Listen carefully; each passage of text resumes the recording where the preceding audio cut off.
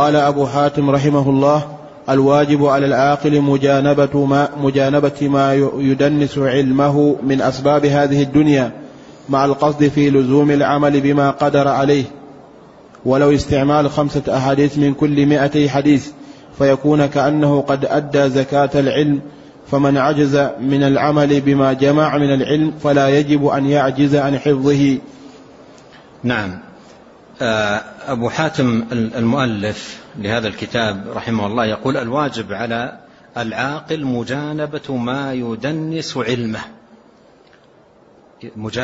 مجانبة أي يبتعد عن كل أمر يدنس العلم من أسباب هذه الدنيا، مع القصد في لزوم العمل بما قدر عليه. قوله مع القصد في لزوم العمل بما قدر عليه، ما المراد به؟ ونظير هذا قول بعض السلف: إذا سمعت الحديث فاعمل به ولو مرة تكن من أهله. وهنا يقول مع القصد في لزوم العمل بما قدر عليه، بما قدر عليه. ولو استعمال 5 أحاديث من كل 200 حديث، ولو استعمال 5 أحاديث من كل 200 حديث، ما مراده بذلك؟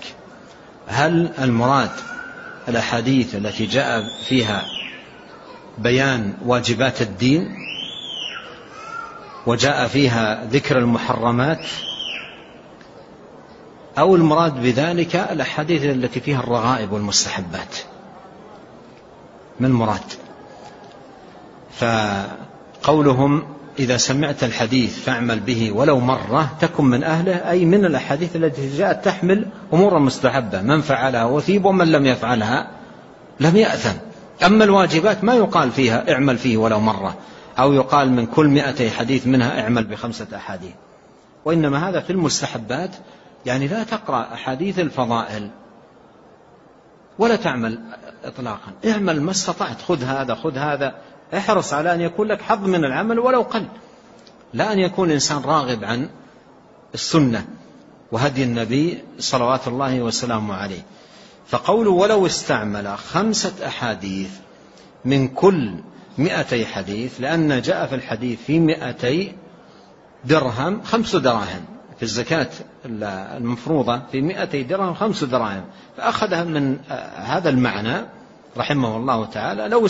لو استعمال 5 أحاديث من كل 200 حديث زكاة لها، مثل ما يكون عندك 200 درهم تخرج منها 5 دراهم، فكل ما حصلت 200 حديث اعمل ب5، أي من أحاديث الفضائل، من أحاديث الفضائل. قصده رحمه الله ليس العدد الذي هو 5، وإنما قصده أن يكون لك همة بالعمل ولو شيئا قليلا. أما أن يقرأ الإنسان حديث الفضائل والرغائب ولا يعمل بها، ولا يكون له همة في العمل ولو بشيء قليل، هذه مشكلة. قال ولو استعمال 5 أحاديث من كل 200 حديث، فيكون كأنه قد أدى زكاة العلم. فمن عجز عن العمل بما جمع من العلم فلا يجب أن يعجز عن حفظه. نعم.